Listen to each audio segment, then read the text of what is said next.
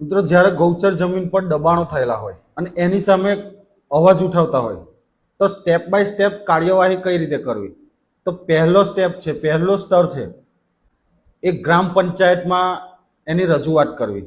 ગૌચર જમીનમાં જે દબાણો થયેલા છે એ પહેલા તો લેખિતમાં, ના કે મૌખિકમાં, લેખિતમાં ગ્રામ પંચાયતને રજૂઆત કરો, દબાણ માટે નોટિસ આપો.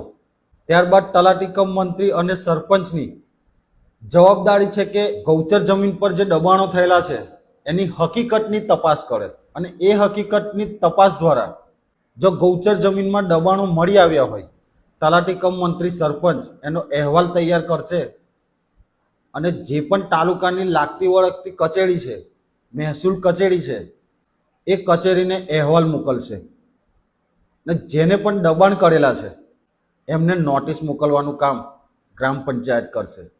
ધન્યવાદ. જય હિન્દ, જય ભારત.